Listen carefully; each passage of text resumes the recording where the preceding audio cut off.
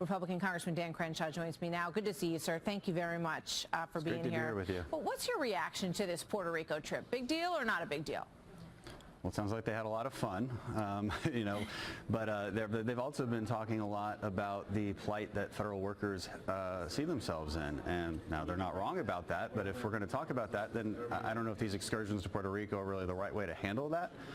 We should be negotiating. Okay, Democrats said $0 for any kind of barriers on the border weeks ago, and they're still at $0. That's not negotiating.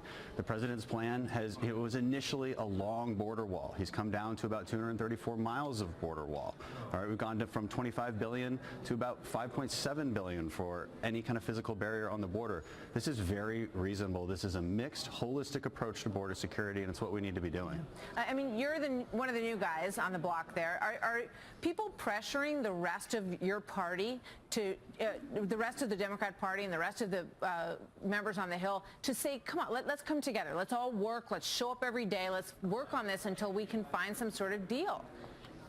Absolutely. I mean, I think that's fundamentally what the American people want, and it's certainly what a lot of federal workers want who are not getting paid right now. Especially like, I have an airport right near my district, and a lot of TSA folks are not getting paid. It's why I wanted to forego my pay and withhold it until they get paid as well. And I understand what that's like.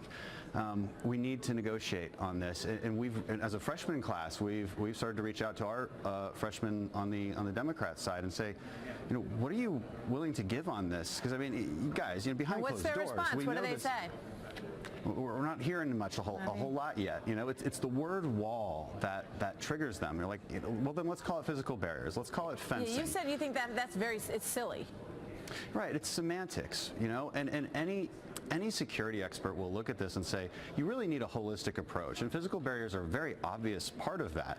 All right, they mitigate the flow of people from point A to point B, and of course you need more border patrol agents, you need technology, you need drones, you need the sensors, and in some places you simply can't put a physical barrier. We realize Seems that. like all sides, everybody agrees on all that stuff. I mean, yeah. Which makes it more apparent than ever to the American people that it's ridiculous that they can't come together on it.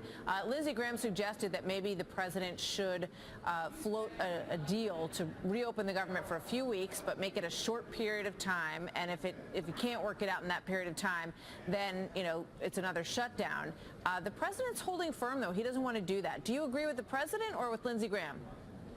Well, I just have to live in the reality that I live in. If the president's not willing to budge on that, then he's not willing to budge. And he has good reason. There's no indication that the Democrats have been willing to negotiate at all. And there's no indication that if we had another continuing resolution that we would somehow get to an agreement and be able to negotiate some kind of funding for physical barriers. So, the president has a good point here.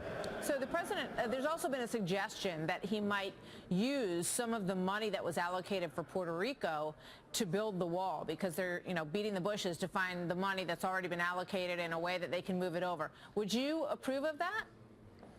It's definitely not what I want to see, because listen, if you can use Puerto Rico money, you can also use Hurricane Harvey relief funding, which is very important to us in my district in Houston. So what we would like to see, again, is Democrats coming to the table. This is a highly reasonable solution, and there's no reason why we can't solve this from Congress. This should not be something that the executive himself has to solve. I'm curious what it's like for you to see how all the sausage is made now. You've been there a few weeks, right? I mean, are you disillusioned already, or are you hopeful? Or, how do you take all this in, given you were a Navy SEAL? I mean, you don't mess around. Yeah. You get stuff done, everybody chips in, and you complete your mission. Right, and that's how this should be too. Now, I don't think I came up here so idealistic that I thought it was going to be easy. And I was mentally prepared for this. I knew what I was getting into, and you know what? It tells me every day that this is exactly why I came here in the first place, because we're making the right argument. We are on the right side of this, and we would like our colleagues on the other side of the aisle to just work with us. We're just asking you to work with us. Let's hear some proposals, and we will counter back, and that's how good government should run. Good luck with that. No, I mean it. Thank you. Congressman Dan Crenshaw, great to see you tonight. Thanks for being here as always. Always great to be with you. Thank you. You bet.